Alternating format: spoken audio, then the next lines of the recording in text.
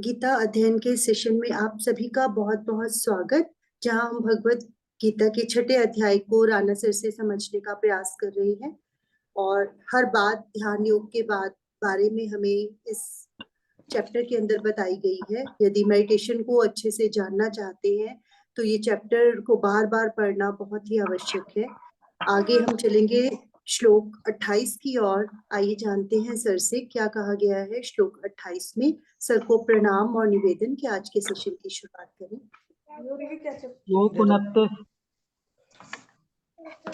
श्लोक 29 है आज। जी सॉरी, श्लोक 29 रहेगा आज का। सभी से अनुरोध कि अपने आप को म्यूट कर ले।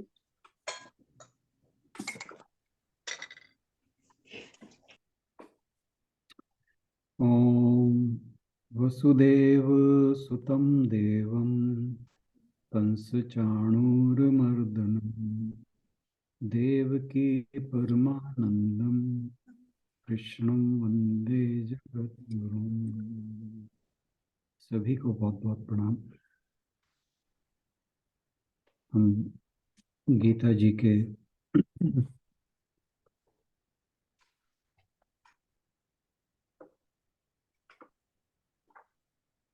छठे अध्याय पर चर्चा कर रहे हैं और श्लोक नंबर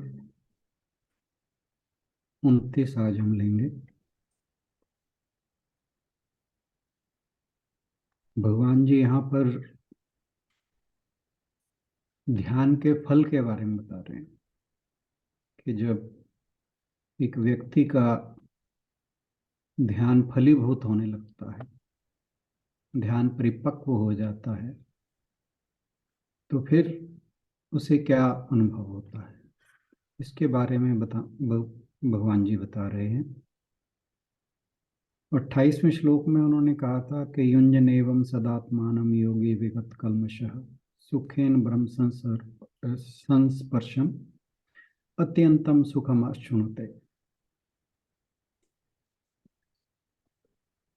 कि जिसके विगत कल्मषः, जिसके पाप खत्म हो चुके हैं, ऐसा योगी युंजनेव सदात्मानम, और अपने स्वरूप में केवल और केवल ईश्वर के बारे में सोचता हुआ, सुखेन ब्रह्म संस्पर्शम, और ब्रह्म संस्पर्शम का मतलब है कि जो परमात्मा है उसे उसका लगातार स्पर्श महसूस होता है।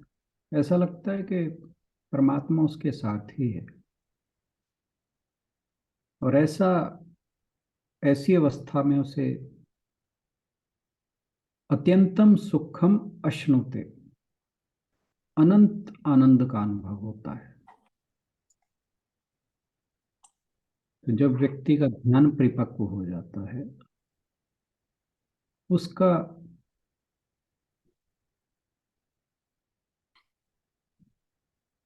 निरंतर परमात्मा में उसका मन लगा रहता है।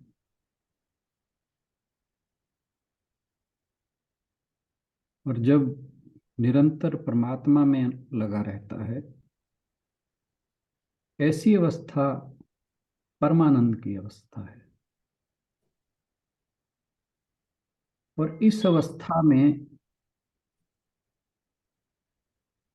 उसका व्यवहार कैसा रहता है, वो जगत में किस प्रकार से व्यवहार करता है, और लोग उसे किस प्रकार दिखाई देते हैं, इसके बारे में आज हम 29वें श्लोक में चर्चा करने वाले हैं। आशु बहन से अनुरोध, श्लोक पढ़ते हैं। जी सर। सर्वभूतस्थमात्मानं सर्वभूतस्थमात्मानं सर्वभूतानि चात्मनि ईक्षते योगयुक्तात्मा सर्वत्र समदर्शनः। वास्तविक योगी समस्त जीवों में मुझको तथा मुझ में समस्त जीवों को देखता है। निसंदेह स्वरूप सिद्ध व्यक्ति मुझ परमेश्वर को सर्वत्र देखता है।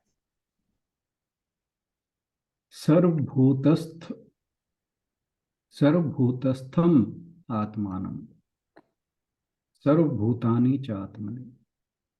ईक्षते ईक्षते मतलब देखना। योग युक्त आत्मा सर्वत्र सन दर्शन। तो यहाँ पर भगवान जी ध्यान का फल बताते हुए कह रहे हैं कि जिसका मन ईश्वर के साथ संयोग करने में लग गया है, योग युक्त हो गया है, सर्वत्र समदर्शन, चारों ओर समान देखने वाला योगी, सर्व संपूर्ण चराचर में ब्रह्म को और ब्रह्म में संपूर्ण जड़ चेतनमय संसार को देखने लगता है। भगवान यहाँ पर स्पष्ट कह रहे हैं कि केवल वही व्यक्ति आत्मज्ञानी नहीं कहा जा सकता जिसने अपने स्वरूप का दिव्य, या यूं कहें कि अपने दिव्य स्वरूप को जान लिया, उसका अनुभव कर लिया।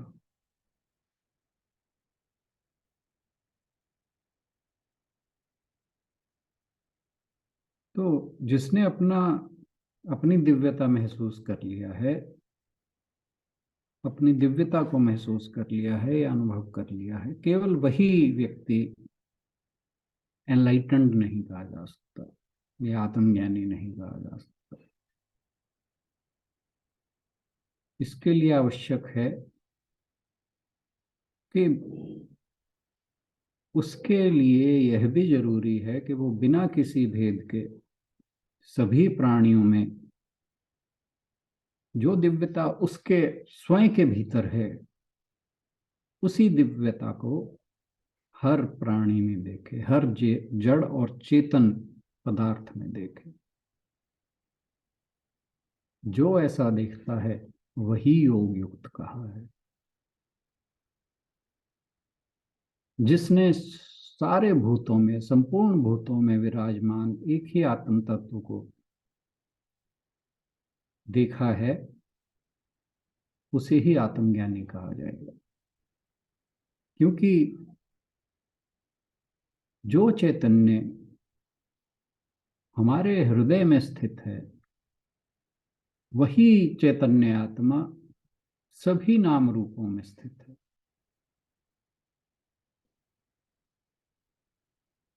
और यही इस सारे जगत का अधिष्ठान है।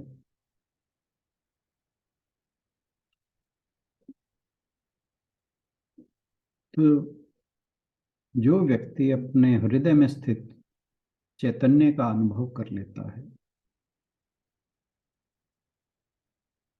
इसका यह अर्थ साथ ही निकलना चाहिए कि उसी नित्य तत्व को वो हर जगह व्याप्त देखता है, हर जगह उसे अनुभव करता है।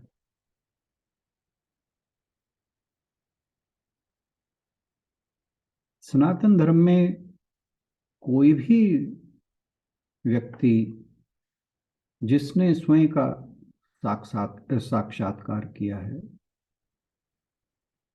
जो भी सिद्ध हुआ है, जो भी युक्त हुआ है, उसने किसी को भी यह कहकर संबोधित नहीं किया कि हे पाप पुत्र। स्वामी विवेकानंद जी का उद्घोष अगर आप सुने,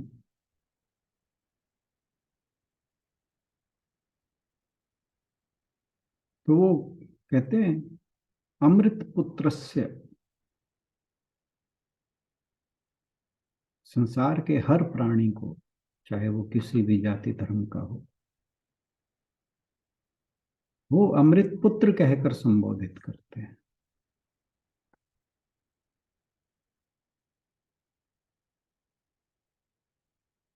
और इसी अनुभव को इस श्लोक में बड़े प्रभावशाली ढंग से भगवान श्री कृष्ण ने कहा है। ये बात बार बार गीता जी में आती है कि जो ये नाम रूप का जगत है, यह केवल सत्य उस ईश्वर की ही अभिव्यक्ति है। तो जो सिद्ध व्यक्ति है, सिद्ध साधक है, वो स्वयं को सभी प्राणियों में देखता है और सभी प्राणियों को स्वयं में देखता है। ये भगवान जी कह रहे हैं। जब योगी की बुद्धि योगाभ्यास के द्वारा विवेक से संपन्न हो जाती है, तब परमात्मा में उसका निर्मल मन युक्त हो जाता है। और निर्मल होने के लिए पहले उसे कर्मयोगी होना होता है। और इस स्थिति में वो सबको समान रूप से देखने वाला होता है। यहां जो सर्वत्र समदर्शन की बात कही गई है, इसका मतलब यह है कि वो देखता सबको एक दृष्टि से है, लेकिन इसका अर्थ यह नहीं कि व्यवहार भी उसका सबके साथ समान हो। वो यथोचित होना चाहिए। जिसके साथ जैसा व्यवहार निर्दिष्ट है वो वैसा ही होना चाहिए। सर्वत्र समदर्शन का मतलब ये है कि उस चैतन्य आत्मा को वो सब प्राणियों में देखता है। सारा जगत उसे ब्रह्ममय दिखाई देने लगता है।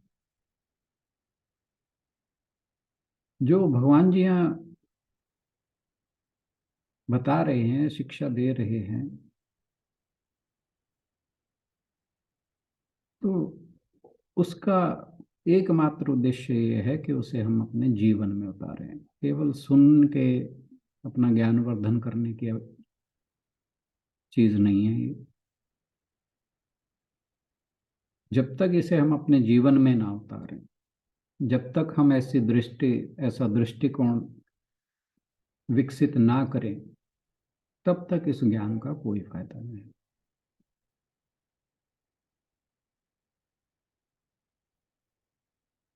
इस शिक्षा के आत्मसात होने का अर्थ है कि हम सांसारिक व्यवहार में भी इस शिक्षा को कभी ना भूलें। क्योंकि अगर यह शिक्षा केवल श्रवण तक सीमित रहेगी, तो फिर जैसे ही हम अपने व्यवहार में लौटते हैं तो हमारा पुराना व्यक्तित्व फिर सामने आ जाता है। हमारे पुराने संस्कार फिर सिर उठाकर खड़े हो जाते हैं।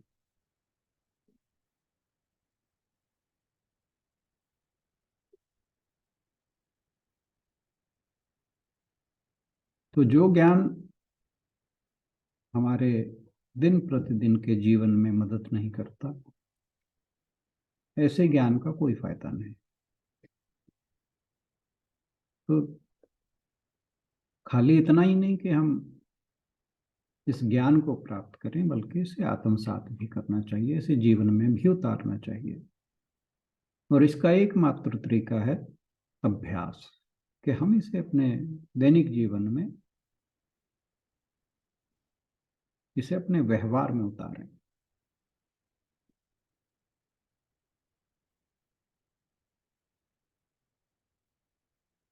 इसको समझने के लिए हम इस तरह से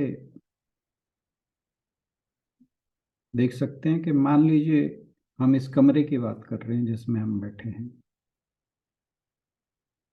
तो पहला समझने की बात है कि इस कमरे के अंदर आकाश तत्व है, जिसे हम स्पेस कहते हैं। ये पहला लेवल है। दूसरा लेवल है देखने का कि ना केवल हमारे ही कमरे में स्पेस है,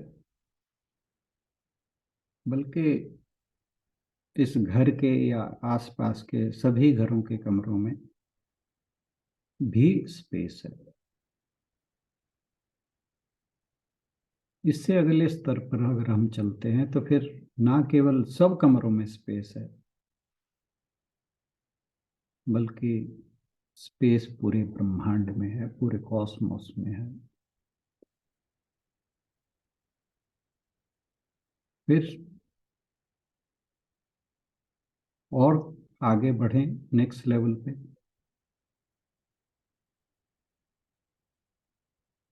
तो स्पेस पूरे ब्रह्मांड में ही नहीं, इस स्पेस में ही सारा कुछ है। जो कुछ भी इस संसार में दृष्टिगोचर होता है, दिखाई देता है, वो सब इसी स्पेस के अंदर है। जैसे लकड़ी लकड़ी से बने के सारे फर्नीचर के अंदर मौजूद है, मिट्टी मिट्टी से बने सभी पात्रों के अंदर मौजूद है, स्वर्ण सभी आभूषणों में मौजूद है, जल सभी तरंगों में मौजूद है। ऐसे ही ये जो आत्मा है वो सारे नाम रूपों में स्थित है।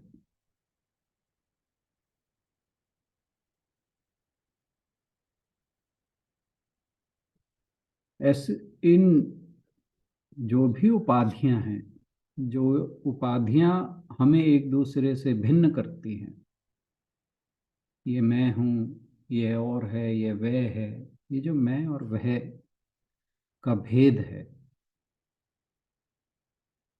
ये फलां जाति का है, ये फलां धर्म का है,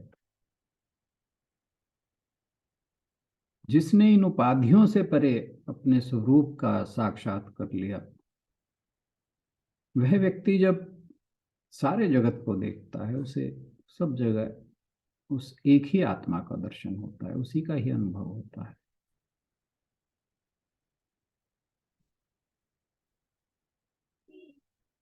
फिर मिट्टी की दृष्टि से घड़े का अस्तित्व नहीं रह जाता, ना ही स्वर्ण की दृष्टि से आभूषण का। फिर हर मिट्टी के पात्र में मिट्टी ही मौजूद है, हर आभूषण में स्वर्ण ही मौजूद है। किसी भी आभूषण में स्वर्ण के अतिरिक्त और कुछ नहीं। पानी की किसी भी तरंग में जल के अतिरिक्त और कुछ नहीं है। इसी प्रकार आत्म दृष्टि से आत्मा या परमात्मा ही मौजूद है इस जगत में, उसके अतिरिक्त और कुछ नहीं। और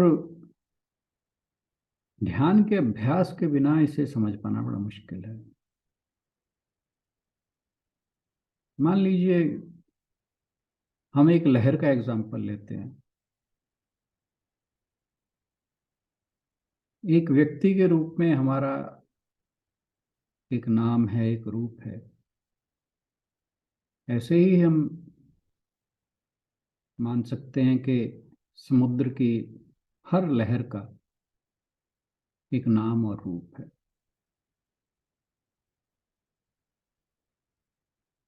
तो व्यष्टि के लेवल पर, व्यष्टि के स्तर पर एक लहर, हर लहर एक नाम और रूप के साथ मौजूद है। तो हम पानी की एक लहर के समान हो सकते हैं। तो समुद्र के अंदर हालांकि न जाने कितनी असंख्य लहरें हैं, तो वो नाम रूप के अलावा कुछ नहीं है। कुछ तरंगें बड़ी हैं, कुछ छोटी हैं, कुछ क्षण भर के लिए उठती हैं, कुछ देर तक रहती हैं। तो जो मैं और तुम का भेद है, तो मैं एक छोटी लहर हो सकता हूँ, आप एक बड़ी लहर हो सकते हो, लेकिन फिर भी हम हैं लहरें ही।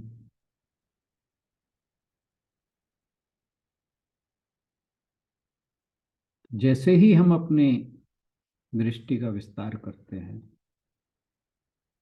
तो फिर इन सभी लहरों के आधार को जानने लगते हैं। फिर हम सोचते हैं कि हाँ, हम सब लहरें तो हैं, लेकिन वह क्या चीज है जो हमें एक साथ रखती है?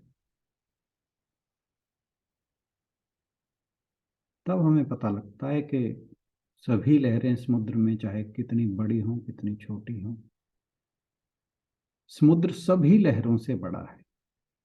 कोई भी लहर बिना समुद्र के मौजूद नहीं हो सकती। और इससे नेक्स्ट लेवल पर जब हम पहुंचते हैं तो फिर हम इस बात को अनुभव करते हैं कि समुद्र का भी एक नाम और रूप है,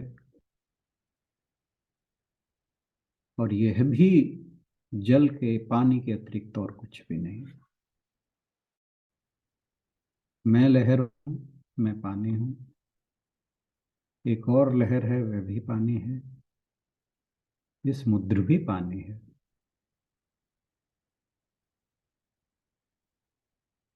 यही सर्वत्र समदर्शन की बात कही है। गीता जी के 5वें अध्याय में भी कहा गया है, निर्दोषम ही समम ब्रह्म। परमात्मा निर्दोष और सम है। जो भी व्यक्ति धन, बल, विद्या, इनके अहंकार से भेद देखते हैं, भिन्नता देखते हैं, घृणा द्वेष का भाव रखते हैं, वे सब परमात्मा से द्वेष करने वाले हैं। उनके मन को कभी शांति नहीं पहुंच सकती। गोस्वामी तुलसीदास जी क्या कहते हैं, सिया राम मैं सब जग जाने, करहूं प्रणाम जोर जुग जाने।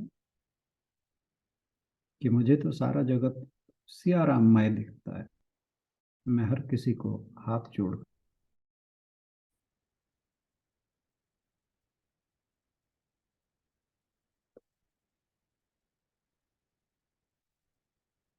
गीता जी के 5वें अध्याय में यही एक और श्लोक आया था, विद्या विनय संपन्ने ब्राह्मणे गवि हस्तिने शुनि चैव श्वपाके च पंडिता समदर्शिन।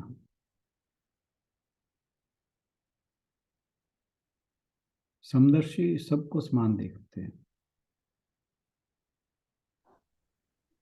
सभी की आत्मा को समान देखते हुए किसी को कष्ट नहीं देते। और शास्त्रानुसार जिसके साथ जैसा व्यवहार करना चाहिए वैसा व्यवहार करते हैं।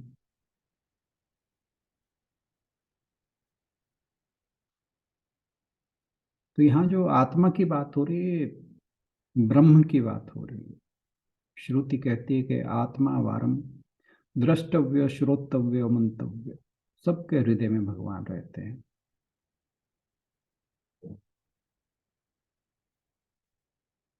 भगवान जी 18वें अध्याय में कहते हैं, प्रह सर्वभूतानां हृदय अर्जुन तिष्ठति।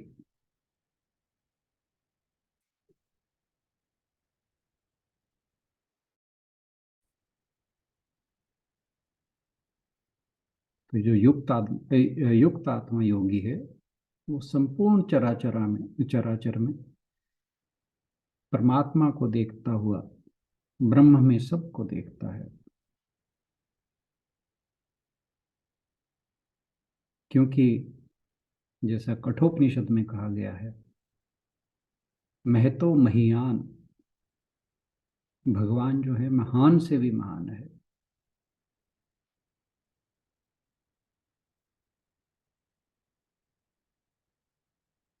ये जितने भी हमारे शास्त्रों में भुवन कहे गए हैं, सब भगवान के भीतर है। 11वें अध्याय में भगवान जी अपने शरीर में पूर्ण चराचर को दिखाते हुए अर्जुन को कहते हैं कि हे कस्थम जगत कृत्सन पश्चाद्य सचराचरम, कि हे अर्जुन मेरे शरीर में संपूर्ण चराचर को देखो।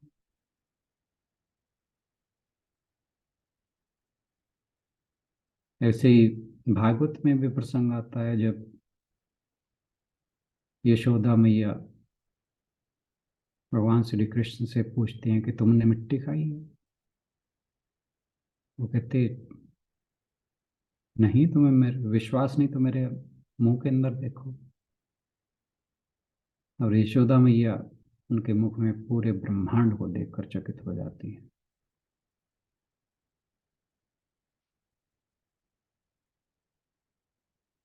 तो जो योगी है वो ब्रह्म में संपूर्ण चराचर को देख सकता है, और ऐसा व्यक्ति समदर्शी हो जाता है। तो जो व्यक्ति अपना कल्याण चाहता है उसे योग युक्त होने का प्रयत्न करना चाहिए। और यह जो दृष्टि आती है ये सिर्फ आंखों के देखने की दृष्टि नहीं, ये दृष्टि ज्ञान से आती है। इसे ही तीसरी आंख कहा जाता है। यह एक स्थित प्रज्ञ की दृष्टि है, जिसके बारे में दूसरे अध्याय में आया था।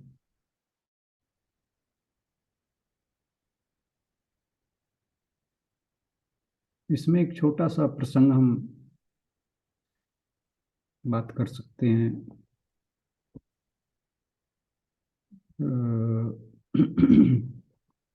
एक संत हुई हैं जनाबाई।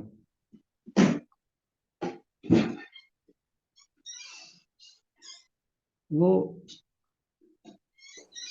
विठल के प्रति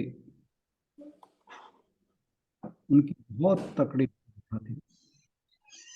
वो विठल को कभी अपनी माता, पिता, कभी पुत्र नहीं सखा। सर एक second, Mrs Puri please mute कर लें।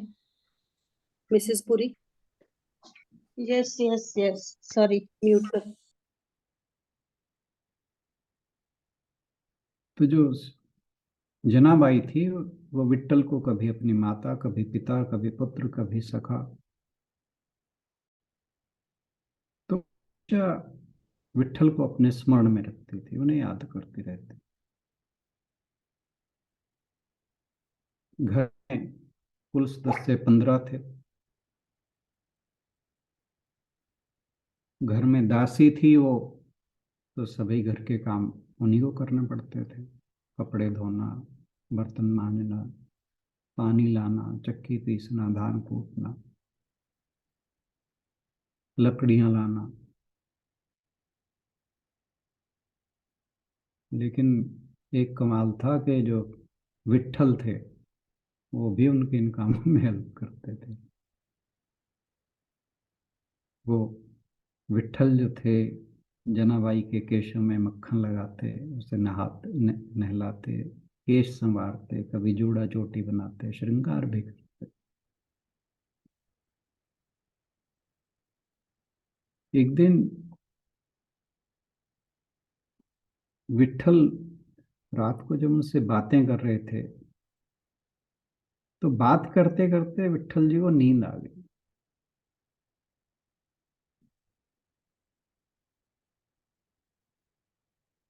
अब जब सुबह जागे वो तो टाइम से नहीं जागे। जनाबाई ने उन्हें उठाया। अब देर, क्योंकि जागने में देर हो गई थी, हड़बड़ी में वो अपना आभूषण और जो कुछ भी उनके पास था उसे वहां भूलकर जनाबाई की चादर ओढ़कर मंदिर पहुंच गए। वहां जाकर खड़े हो गए। अब विठल जी की पूजा करने वाले ब्राह्मण आए। उन्होंने देखा कि भगवान विठल के ना तो आभूषण हैं और फटी हुई चादर ओढ़ी हुई है। उन्हें लगा कि आज चोरी हो गई है। बात राजा के यहाँ पहुंची। पूछताछ की तो पता लगा कि जो चादर विठल जी ने ओढ़ रखी है वो तो जनाबाई की है। अब लोग उन्होंने चोर समझकर ले गए। अब उनके कुछ लोगों ने मारा पीटा भी। अब वो विठल को पुकारने लगी, परंतु विठल ना आए। जनाबाई को बड़ा क्रोध आया। राजा ने जनाबाई को कहा कि इसे तो सूली पर चढ़ाओ, चोर है ये। अब उसे सूली पर चढ़ाने लगे। अंतिम इच्छा पूछी तो जनाबाई ने कहा कि विठल के दर्शन करने हैं। उन्हें मंदिर ले जाया गया। विठल बड़े उदास खड़े हैं। जनाबाई के मन में वात्सल्य का भाव उमड़ा। कहते, विट्ठल, तुम्हें मेरे कारण बड़े श्रम उठाने पड़े, मुझसे बहुत अपराध हुए, और तुम दुखी ना हो। अब वहां से सब लोग नदी के तट पर आ गए, जहां से सूली पर चढ़ाना था। जनाबाई ने नदी में स्नान किया, मंदिर में जाकर दर्शन किए, सूल के सामने खड़ी हो गई। तो वो जो सूली थी वो हरे भरे फूलों से बना वृक्ष के रूप में परिवर्तित हो गई। सब लोग बड़े आश्चर्य से देखने लगे। फिर उस वृक्ष का भी पानी हो गया। तो जब उन्हें ब्रह्म ज्ञान प्राप्त हुआ तो हर जगह विट्ठल ही विट्ठल नजर आने लगा। फिर वो इस अवस्था का वर्णन इस प्रकार से करती है, अन्न रूप जल रूप मैं केवल उसी का ब्रह्म का सेवन करती हूँ, शैया रूप ब्रह्म पर निद्रा लेती हूँ, जीवन रूपी ब्रह्म से व्यवहार करती हूँ। इस व्यवहार में मैं सबसे ब्रह्म लेती हूँ, सबको ब्रह्म ही देती हूँ, हर जगह ब्रह्म देखती हूँ। पूरा संसार ब्रह्म से अतिरिक्त कुछ भी नहीं। तो उन्होंने अपने उदाहरण से सारे जगत को दिखा दिया कि ईश्वर प्राप्ति के लिए कोई कर्मकांड, धन संपत्ति, किसी भी आडंबर की कोई आवश्यकता नहीं है, लेकिन बस केवल शुद्ध भाव होना चाहिए। इसी के साथ आज के लिए इतना ही। बहुत बहुत धन्यवाद। Thank you everybody.